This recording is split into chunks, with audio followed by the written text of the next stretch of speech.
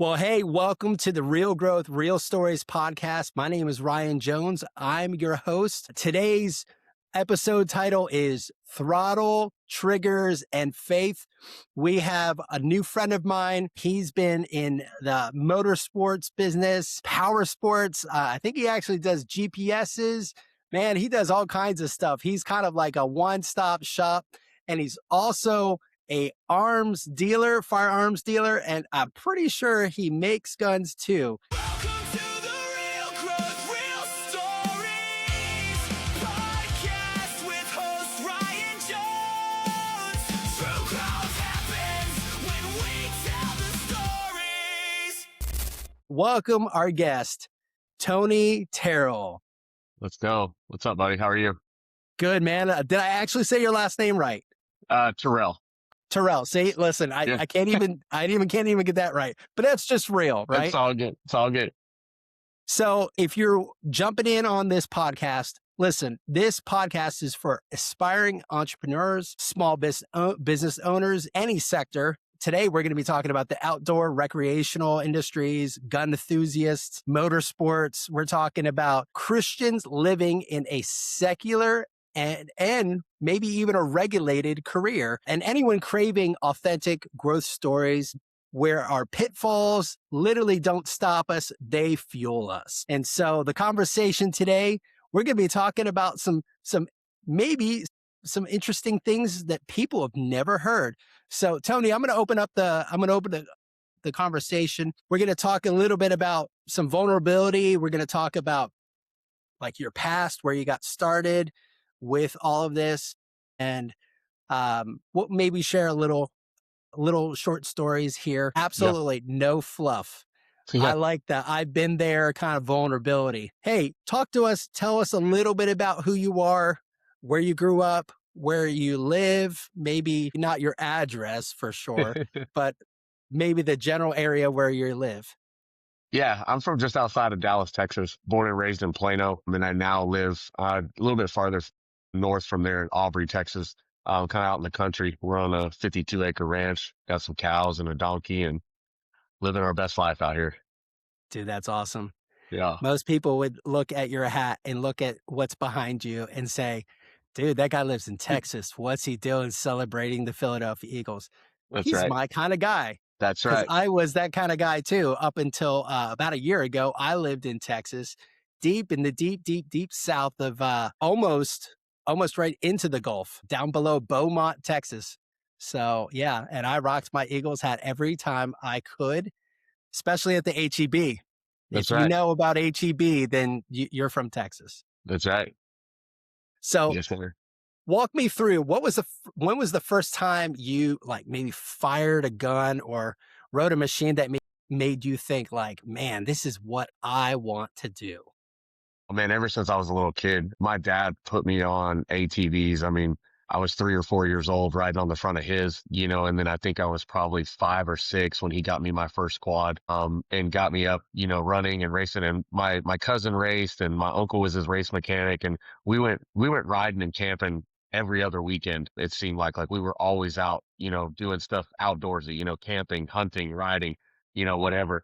And I remember when I started racing, and I don't remember exactly what it was, but I know you had to be 12 years old in order to get into the race. And my dad had to forge my date of birth 4 years. I think I still have the flyer. Maybe it's 3 years. It said that I was born in 1978 when I was born in 82. He had to forge it so that I could get into this race, and start racing. And, that's when I started racing. And it's always been, ever since then, it's been a passion and stuff for me. I raced for quite a few years after that. So ATVs or like motocross? Dude, anything with an engine, I'm in. But yeah, it was mostly ATVs. And then I got into dirt bikes and then, sport bikes as I got older, before I had a driver's license. We were riding sport bikes around town, before we were even legally allowed to drive. That's awesome. Yeah. Dude, I love that you said you were born in 82. So was I. Listen, that we are on that very cusp of Gen X, and we're not going to say the other part. Yeah. But Yeah. We'll stay away from that. we're going to say We're at the very end of the Gen X. So tell me, you've got some kids. How many kids do you have? I got four now. Wow. Yeah, I got four, and we got our fourth about 2 months ago. We adopted our foster child. Wow, that's awesome. We had a foster child that we got at 4 weeks old. And we've had ever since. We ended up adopting him. I guess it was 2 months ago. We Wow. adopted him, finalized it on a Wednesday. The following Wednesday, our daughter gave birth to our first grandchild. So I got a 3-year old and a grandbaby. And then I got a 16-year-old son. I got a 20-year-old son, and a 24-year-old daughter. Bro, that's awesome. Well, congratulations Thank you. on the newest member of your family. And you've been married for how many years? 20 years, almost 21 years. Dude, Yeah. that's awesome. That's Yeah. awesome. I'm right behind you. We're about ready to celebrate this next month. We're about ready to celebrate 16 years. I think it's only because God had to really do a lot of stuff in my heart Yeah. and had to do a lot of stuff in her heart. And he's like, okay, we'll take these two remedial people and we'll put them together. Yeah. So that's kind of how that works. But man, I tell you what, what is like, what's the before version of you? So I know you're a follower of Christ. I know you're a Christian. Listen, we're all on this walk, right? We're all on a walk with the Lord. Just maybe tell briefly, kind of like the before version, maybe the before the success that you have now, maybe even the successes that you had before you became a Christian. Just tell me the before version of Christ in your life. Yeah. So, I never grew up in church. Never. I mean, anytime if I ever went to church and was a kid, is my best friend growing up, his parents went to church. And so if we just happened to spend the night at his house on a Saturday, his mom would make us go to church on Sunday. We went to Sunday school just to try to pick up chicks. Like we weren't there to do any of that. And so I played sports, rode motocross, like I raced, I played sports, football, basketball, played all of it. I got a couple of injuries back to back my ninth grade year. And so then they told me I wouldn't play football anymore after a couple of elbow injuries. And so then it was like all the kids I grew up with had already dropped out by this time and were selling drugs, and I was still in school because I was playing sports. Well, then as soon as they told me I wouldn't play ball anymore, then it was like, why am I even here? Mhm. And so I ended up dropping out of school. So I guess I graduated ninth grade. But then I dropped out of school and just, started selling drugs and just started working my way up from there. Got to the point Mhm. where, I was manufacturing and delivering, as the government Mhm. like to say, as the government charged me. But yeah, so Wow. they ended up raiding my house. They hit me with 3 felonies Mm. for manufacturing and delivery and manufacturing and possession. And so yeah, I did some time in TDC, the Texas Department of Corrections. Did some prison time, got out, and that's when it was like got out and my daughter was born. Um and my daughter was there, and so it was like started doing that. Was back with my baby mama, and was just trying to make it, and didn't want to be that guy that didn't have a job.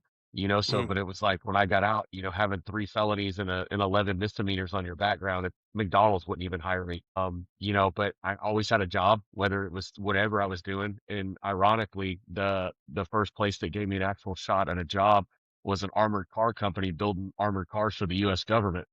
Wow. And Full circle. yeah, so it's like, McDonald's won't hire me, but the government will hire me to build bulletproof cars for them. So Wow.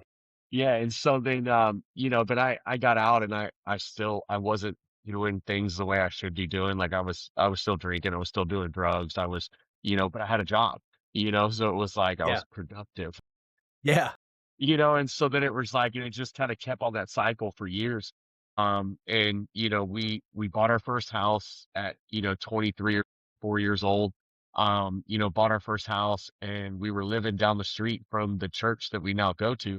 Mm. Um, and as part of my parole, I had to be doing some type of substance abuse, type deal.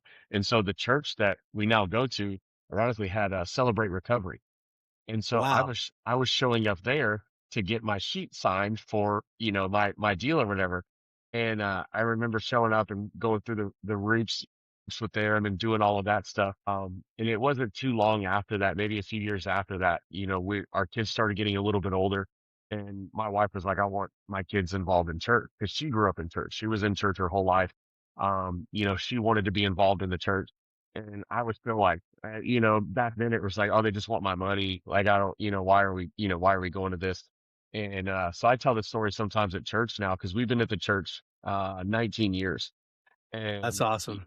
I tell people now, like, I get guys that show up and they're like, this and that. I'm like, dude, look, I came here for almost 7 years going through the motions, just like showing up for my wife and kids, being the good husband, sitting there, not plugging in, not serving, not doing any of that, just coming to service, doing the nice thing. But I was still also in my addiction. I was still, doing drugs. I was still drinking all the time. I was actually traveling a lot for work, in the motorsports industry. That's another thing. The motorsports industry, that's all we did was drink and do drugs. So it's like when we were on the road, we were at trade shows, like we were just drinking all the time. But my drinking got really out of hand, to the point where it was just, basically straight vodka, Mm. that I was drinking. And, I finally just got to a point where it was like, I couldn't do it anymore. I hit my lowest point where it was like, I can't keep doing this, for myself, for my wife, for my kids. And I tried everything. I had gone to every type of, rehab, every type of, substance abuse thing that there was. And I finally decided like, well, look, like I'm going to give this a shot, so it's like completely surrender. And it was like, okay, God, like I'm here. Like I give you everything. Like you guide me. Tell me what I need to do, and just started plugging into church, started pouring in. I stopped drinking. I'll have, 8 years, October 24th of this year, so it was like, completely quit drinking, quit doing drugs, like stopped everything. And yeah, just started plugging into church and, tithing on a consistent basis, my 10%. It was like, I'm serving, I'm, pouring into other men, I'm leading groups and doing all that. So that's kind of what's led me to where I'm at now. Dude, that's so cool. A lot of people don't they'll hit the bottom of the barrel and they don't look back up. They just say, "All right, this is all I'm ever gonna be. This is all I'm never gonna amount to anything." I think I love the fact when I hear moments where people say, "You know what? You know what? I hit the bottom of the barrel, and you know what? The only way is up from here on out, and, like, my past is my past. I'm gonna do my best. I'm gonna move forward." And we all make mistakes. We all slip up, whether you grew up in the church, like me, I grew up in the church, but on top of that, like, I'm a preacher's kid, so, like, I'm Yeah. gonna be a rebel, and I have a cause. It's called "'Cause I Want to Be." So, but, like, that's the thing, like, you didn't like your obstacles you didn't let your obstacles stop you. You just said, "Hey, you know what? All right, this is not who I wanna be. I'm gonna move forward." And you gave God a chance. You gave God a shot because he gave you a shot and Yeah. you realized it. So I Yeah. love that, man. I love redemption stories. So tell me, like, you're involved in all of, you involved in, like, drugs, you're involved in alcohol. When I first decided, like I started, wanting that, wanting to get sober, wanting to, to stop doing what I was doing. I had actually gone this when I went to I wish I could have gone through Celebrate Recovery again when I was actually at least semi committed. Back when I went through it, I was not committed at all. I was there to get my sheet signed. And in all reality, like I don't know if you're familiar with North Texas, but the Frisco area is like high end bougie, like, white Range Rover mom type deal, real bougie. And so it Oh, was yeah. like, I remember showing up to Celebrate Recovery and like I'm sitting in there as like a meth cook, that's done every drug known to man, in excess. Like I've, done everything known to man. And I'm sitting in this, Celebrate Recovery, and all the people in the circle are telling me that they're there for like, you know, their anxiety, because it's like, they have their kids or, whatever. And like they're there for their depression or, one guy was there because, he drinks a little too much, and I'm like, bro, like I snort meth, like, I've done heroin, like I've, I'm like going Yeah. through all this stuff. So I was like, I don't feel like it, but I ended up going to a program here locally, uh, that they actually not like telling me to work the steps and like do all that. Cause I've been through all that before. This was like, hey, let's sit down and let's talk about your past and let's figure out, like you said, let's figure out what's triggering this, like what's making you want to do the drugs. So Right. then it's like figuring out that sense of worthlessness that, wanting to suppress all of my feelings. And bro, to a point that like I'll be 44 in, I don't know, a couple weeks, but to the fact that like I was 40 something years old and, we started talking about this with my wife and like, I have no idea what my feelings are, to the point where like my wife printed out one of those like emoji, sheets with like what the feelings and it's like, what are you feeling right now? Because it's like anytime I had any type of feelings, like I was doing drugs or drinking because I'm like, I don't want to deal with that.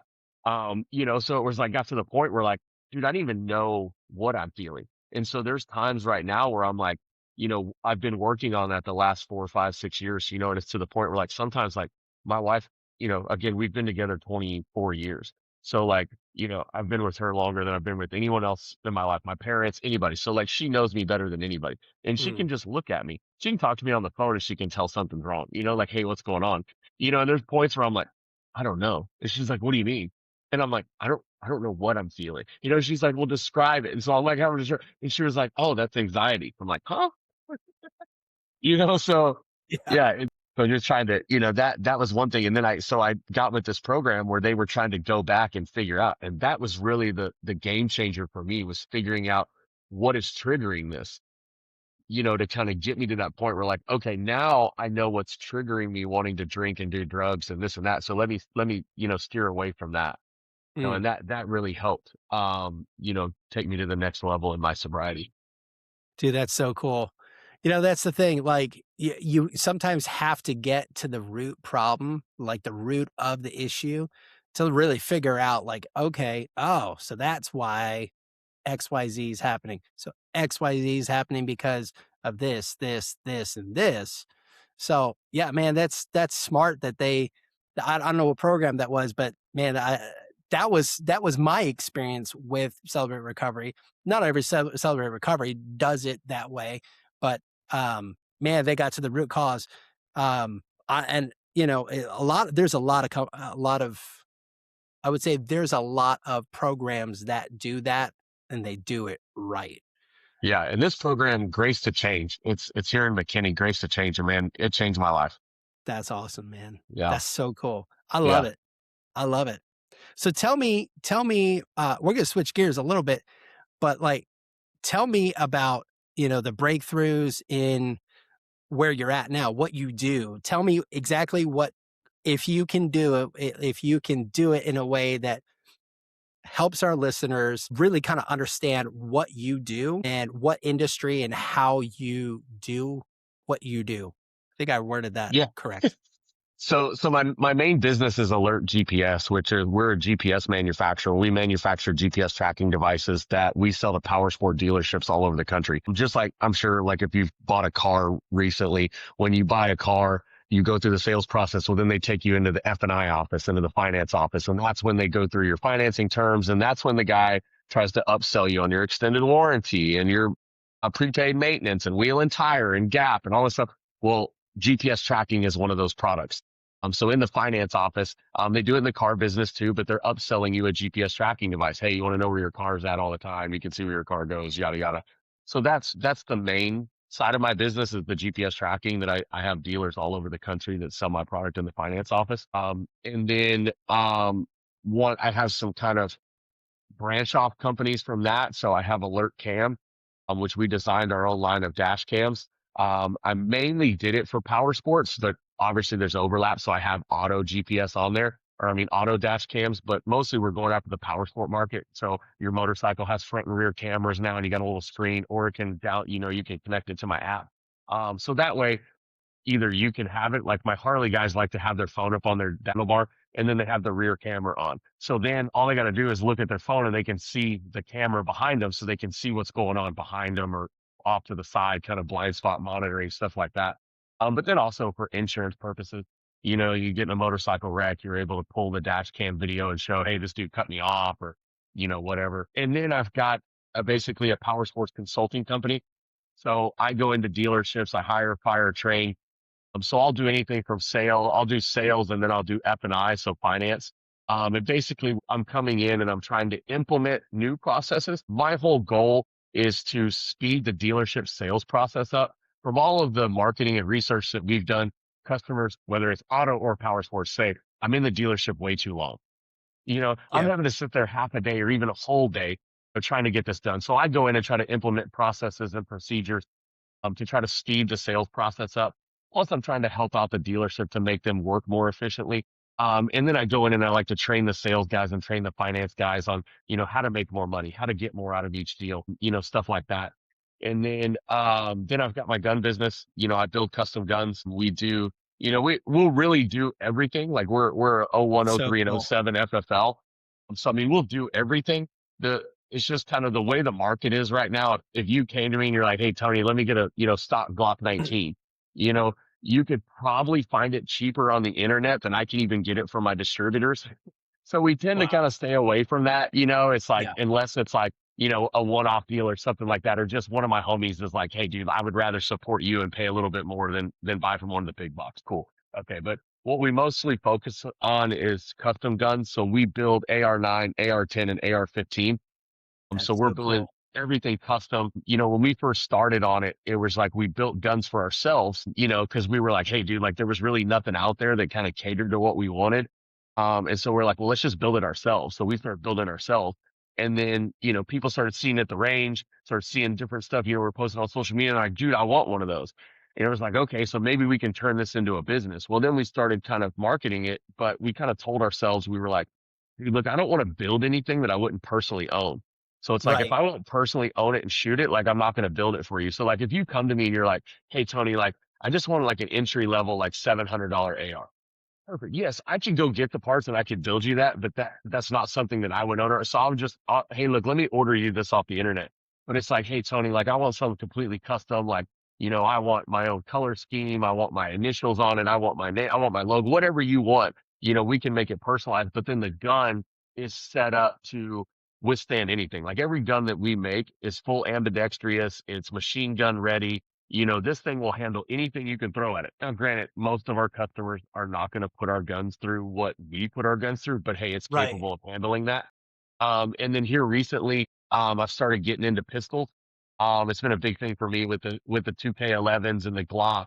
It's like, hey, I want to try to make my everyday carry. If I can port the barrel in the slide and I can change the trigger and I can do this, and this that make it either faster or more reliable or lighter. That's what we're doing. So we're building custom pistols too for people, and it's going good. That's awesome. Well, and I'll add some of this stuff in the show notes so that people, if they need to reach out to you or man, they're interested in any of your businesses, it's not just one business, multiple businesses, they can just reach out and say, "Hey, you know what? I'm interested in XYZ." So I'll add it into the show notes. I think it's super cool. I love guns. I Yeah. didn't grow up with guns. My father was not interested in guns, not interested in fishing, not interested in all that stuff. My father was a minister, right? So, what we did is we went to amusement parks and did stuff like that and rode roller coasters. But I love guns. And so many people are like anti-gun, but the problem is they don't understand that guns don't kill people, like people kill people, That's right? right. And if you handle a gun correctly, it can be a very, very safe, very life-saving tool. And I can tell you how many times I've had to draw my gun has been zero. Why? Because I've been aware of my surroundings, and so I pray that I never have to draw it, but I can draw it fast. Yeah. Yeah. And that's the whole part, people, the people that a lot of times people don't understand it because they haven't had actual training Right. with them. Yeah. And so they're just hearing what other people say. Guns kill people. Like, no, no, no, no. Like it's people. People are broken people that are in need of a relationship with what I believe, right? So my walk is with Jesus, right? So they're in a need with to have a walk with Jesus, and Jesus changed everything in my heart so I could view everything very differently than Yeah. what would prior. Yeah. So how did you scale, right? You started the business. How did you scale from what you were to where you are now? And what are without telling all your trade secrets, right? but saying some of the things that really work for you now, right? Is it like word of mouth? Is it your website? Is it just going to trade shows? What are some of the marketing tools that you use that have taken you from where you started to the next level? Yeah, so GPS tracking, I've been doing GPS tracking in power sports for almost 17 years now, maybe almost 18 years. But it first started with, my dad was at a trade show. My dad's in the auto world, and my dad was at a trade show, and this guy does auto GPS and was talking to him, was telling him he's a Harley guy and he wants to build something for power sports. My dad's like, hey, my son, we put this together. And so I flew out, met these guys, we got going. And we built it, and we were rocking and rolling. Like, we were going after dealers. We were just traveling the country. Like, we're on the road all the time, in and out of dealerships, pitching them the product. Everything was going great. And then a big company came in, bought our company, merged it with another one, and made a Galama. Like, just made this major company, which to this day is the world's largest GPS company, is Spirion. We were part of Spirion for a couple of years, and then they sold my brand off to Ingersoll Rand, which Ingersoll Rand is a $13 billion company. And I went and I rolled out GPS internally for Ingersoll Rand. And then they branded me under one of their companies, Kryptonite, which is a lot company. We went round and round a couple of years with that, and that's where things kind of got, where they dealt their distribution. So I was on the road literally 3 weeks out of the month, Mm, a little over 2 years. I mean, just nonstop. Like, I would fly home on a Friday, be home Saturday, Sunday. Sometimes I wouldn't fly home till Saturday, and then I'm gone again Monday. And I was just all over the country, seeing dealers, making, relationships, stuff like that. And then they ended up giving the product back to the manufacturer, and we started doing it again, going dealer direct. And I remember it was just me. Like, I was a one man show. I was doing sales, customer service, everything except for warehouse packing. Like, they had somebody at the warehouse that was packing up the orders. But like 2 years into it, like, we're growing month after month. And I get called to Florida for our corporate meetings, annual meetings. And the guy tells me after our first day of meeting, he says, I'm going to shut the company down. And I'm like, bro, we've been growing, like, all this over the last 2 years, and it's like getting bigger. And like, we're finally to the point where, like, we're starting to make leeway. And he's like, yeah, like, I just can't do it anymore. Like, I'm going to sell the company. And I got back to the hotel, and I was sitting in the hotel. And I was talking to my wife, and I'm telling her, and I'm like, dude, this is crazy. Like, I've put all this time and all this effort and all this stuff into it. I've been running and this and that. And I was like, and then they're just going to shut it down. And she's sitting there, and she was like, she goes, Tony, maybe this is God telling us that we need to buy the company and we need to take it over. Like, you've been doing everything already. Like, why not you just own it? And I'm like, babe, right. I have a ninth grade education. Like, I got my GED in prison. Like, I got a GED for Wyndham School Districts, which is Texas Department of Corrections, with, school district. And I was like, what do I know about running a company? She's like, I don't know, but if we put our faith in God, like, God will make this happen. And I'm like sitting there, and I'm like, well, let's just pray about it, right? So we prayed about it. I went to sleep at the hotel, and I got up the next morning, and I'm sitting there, and I'm like, okay, God, like, if this is you telling me this is what you need to do, like, you'll make a way for it. Cause, like, again, I didn't have the money to buy it. Like, I was barely making anything. Like, we were still technically a startup. Like, I'm still trying to get this thing off the ground. So I'm not making any money. So I'm like, God, if this is your will, like, you'll make a way for it to happen. And so we started going through the whole process, and it was getting to the point where, like, they're talking numbers, and the guy was like wanting like 120 grand for the business. You're right. And I'm like, dude, where am I going to get 120 grand? Like, I don't have 120 grand. So we're like going through it, and I keep praying, and me and my wife are praying, God, if this is your will, like, you'll make a way, right? So then we get to the point where, like, they're sending the contract over, right? And Ryan, they sent me the contract, Mm, stating out everything, right? And I'm flipping through it, and like the second or third page, I remember looking down, and it's like, uh, Anthony Terrell, and I had started consulting LLC to like buy the company. It's like Anthony Terrell and Terrell Consulting will assume the $88,000 in debt. And I'm like, $88,000 in debt. I'm like, so I'm like picking up the phone. I'm like calling the owner. I'm like calling Ricardo. I'm like, hey, bro, like, what do you mean the $88,000 in debt? And he was like, well, Positioning Universal, which was the manufacturer we're buying from, there's an $88,000 balance on it. So I hang up with him, and I call Positioning Universal, my rep, who was a good buddy of mine. And I'm like, hey, he's like, dude, he's like, your bills haven't been being paid. Like, nobody's been paying for the GPS. Like, we've run wow. this out like 30, 60, 90 days. Now it's to the point where, like, we're shutting you off. And I'm like, what do you mean you're shutting me off?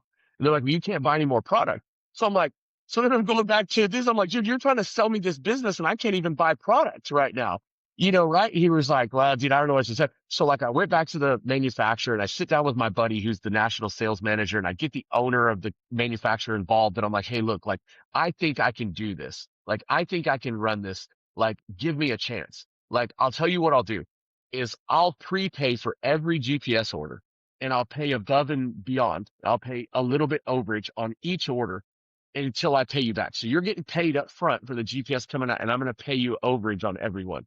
So we went back and forth, back and forth. They finally agreed to it and they signed off. And so Wow. then I went back to the owner of Alert at the time and I was like, hey, dude, I was like, look, like I'm willing to take it on, but I can't take on this $88,000, in debt. Like you're wanting me to pay you, 120,000 and I got to assume this and that. And he called me back, and I remember me and my wife were sitting there. He called me back and he was like, tell you what, he was like, if you'll take it over, if you'll take everything, the branding, the marketing, and all of that, he was like, I'll sign it over to you for $1. And me and my wife were like looking at each other and we're like, okay, God, well, we told you that if you wanted it this way, like you would make a way for it. So dude, he signs the contracts and gives me the company for $1, but I had to assume this $88,000 in debt, right? And so on average, the company did like 300 to $300,000 in sales, right? A year. And so the first year that I own it, it does 480 and I paid off the entire $88,000 in the balance owed in the first year, right? Okay, God, like if this is what we're going to do, this is going to do, let's rock this thing out, right? And so then we start going forward. Well, then it's like, I get involved. Our pastor is a real influential businessman. Like he was a millionaire by the time he was 40 before he even owned the church, before he was even a pastor. Like he didn't become a pastor and open up the church until he was 40 and he was already a millionaire because he had all these business ideas, but he was like, he's a leadership first type guy. So he teaches leadership, business through Christ. He was heavily involved with all of his churches, but he wasn't like a pastor of a church. He was like a youth minister and he was this and he was that. And so he does a mastermind, where it's like he teaches business owners how to be kingdom minded and how to do business God's way and how to do your money God's way. And so I get involved in his mastermind and I'm paying money, and I'm in this mastermind my first year and I'm going through it. I'm learning all this stuff. And like, dude, I'm having to like teach myself QuickBooks. Like I'm having to teach myself all this. So I built all my own websites. I taught myself how to code. I taught myself how to code because it was like, I knew I was going to have to build websites for my company, but I was trying to figure out a way. It was Valentine's and I'm trying to figure out what I'm going to do for my wife. And I'm like, dude, we've been together so long. I've given you everything that I could ever imagine. What's something I can't give you? And I was like, man, a website. So I taught myself how to code. And the very first website I built was TonyLovesBridget.com. So I built TonyLovesBridget.com and it's just like our story. And then I just updated every so often with pictures of us and our life and how we're doing things, right? But I taught myself. So then I built my own website. So I'm teaching myself all of this stuff in the first 2 years of business, like trying to do all this stuff. And then I guess it was year 4 was when it really turned around because I remember it was early January. And I was telling my wife, I said, hey, I said, God's talking to me about this year. And she's like, oh yeah. And I was like, yeah, he's telling me that he wants me to tithe 10% on everything that comes into the business before I do anything, before I pay bills, before I pay myself, before I pay anything, because he wants my business to grow. So he wants me to tithe towards the business to make the business grow. And I was like, and then once I pay myself, then we're going to tithe 10% off of what I'm paid. And my wife's the faithful one, she's looking at me and she's like, are you sure? And I'm like, that's what he's telling me to do. And I remember the next day, I think I was at Masterminds and I told my pastor about it. And he was like, okay, I like it. Like, that's great. I love that thinking. You're right. And, business was like $480,000, $500,000, right, in business. That year I did 1.2 million, hiding, that 10%. So then it's like, okay, guys, so here's what we're going to do. So now it's like, it just continues to grow, continues to grow, year after year. So it's, now we're up, $3.7 million, right. It's like doing in business sales, and doing all this stuff. So it's like, that's what kind of turned it for me was like starting to do my business God's way and putting God first in my business. I lead a couple of groups of men. We have a men's group every Saturday that meets and there's over 400 guys every Saturday that show up to our men's group. And, and so then we break out and as a squad leader, like I have groups of men underneath me that I lead. And so I tell these guys all the time, like, hey bro, like you come to me and like you're wanting stuff like that, like I'm not the guy that's going to spit Bible verses to you. Like I don't like, I'm not going to be that guy. Like realistically, the Bible verses that I know are all the ones that are tattooed on me. Like other than that, like I don't like, I read on a very small level, but what I will tell you is life experiences. And I'll tell you what I did and what God did in my life and how God changed me in a certain way. And so that's where it's like when these guys come in and I give those examples where it's like, hey, when they have questions about tithing, and I'm like, I'll tell you another quick one. We do a warrior conference 2 or 3 times a year. And it's a big conference. We get all these men together. We're breaking boards. We're like doing warrior games. Like we're doing warrior stuff, right? And every year towards the end, pastor takes up an offering, right? And he always asks like, who's going to give $1,000? Like, I want to see who's going to give $1,000. And he goes around the room. And I remember the first couple of years, like I wasn't at that point. Like I couldn't do that. And then it started getting to the point where like I could do that. So like I'm raising my hand, year after year, I'm giving my $1,000. And so he asked, who's going to give $1,000? Stand up. So I stand up and I'm standing up and I'm on the front row, right? And he's going around and they're counting off everybody in the cathedral. He's counting everybody off, right? And he's like going through this whole thing. And so, I had my 2 sons sitting next to me. My son-in-law is on stage and my daughter's running production and she's sitting on the second row with her headset on, you're right. And this is flashing back to me like, hey, you want to tithe on my business to make my business grow? Well, what got me was when he was doing the worship team, who's going to give my son-in-law was just kind of sitting there kind of with his head down, hand down because he wasn't able to give, right? And so I stood up and I was like, hold up, pastor. And he's like, what's up, Tony? I was like, give me 5,000. And he kind of looked at me and I was like, boys, stand up. I was like, Riley, stand up. I was like, Caleb, raise your hand. And I was like, I'm going to not, I'm getting goosebumps. I'm not going to give just for me, but I'm going to give for my kids because what you said you tithe towards will grow. And I said, so I'm going to tithe on behalf of my kids to build them up. And so my pastor, says all this stuff. Fast forward to the next warrior conference, my son-in-law's raising his hand and he's given his $1,000, in the thing. So I tell these experiences to my guys where God's done something in my business or in my life that's changed. That's so cool. Wow. And if that doesn't encourage somebody, I don't know what does. Man, it's all about building your kids up. I've got a 13-year-old kid. I kind of got started a little bit late in the game. Uh, and I tell you what, there's nothing I wouldn't do to, to have my son be built up in his walk with God. Yeah. I mean, I even do, um, I have been part of a Christian, uh, university right now. It's LUOA. It's Liberty Online, Christian Academy. It's a homeschool curriculum. But man, he's getting faith built into his life, not just by me, not just by his mom, his curriculum, but honestly, what he sees more than anything is my faith. He sees my faith. What most people don't know, maybe on this podcast, is I was a church planter. I planted churches in places that, man, it didn't even make sense. I planted a church in North Carolina. When I went there, I went there with the attitude of, oh, okay, I'm going to show them how you build a church. I got my butt kicked. Right? I moved there. And I had one friend there, and he was a touring musician. And I was like, all right, dude, you can play drums. I play drums too. I've been playing since I was like 7.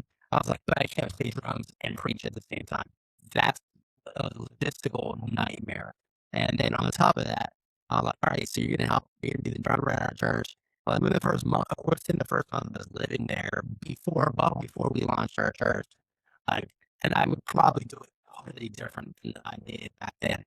I know 1,000% I would do the church planting model way differently than what I did back then. But he moved away in the first month, so I had 0 people I knew in North Carolina at that time, and then because I just don't know strangers, that's how it happened. And I just built relationships, build connections. I'm a natural networker. And so that's, but anyways, my son has seen that in my life, like entrepreneurial spirit, like the go getter. Like there's nothing that God won't bring you to that he won't bring you through. Right. But it's true. It's true. And so he'll bring you through things and he'll bring it to you, but he'll bring you through it. So I love that you've already poured into your family, you poured into your kids. Um, So tell me, maybe there's a scripture that you hold on to. You said, you're not going to pump a whole lot of scriptures, but there's got to be at least one scripture that you're just like, this is the one I hold on to, like every day when crap hits the fan, when I feel like I'm not enough, when I can't figure out what's going on in my life or what God's doing. What is that scripture?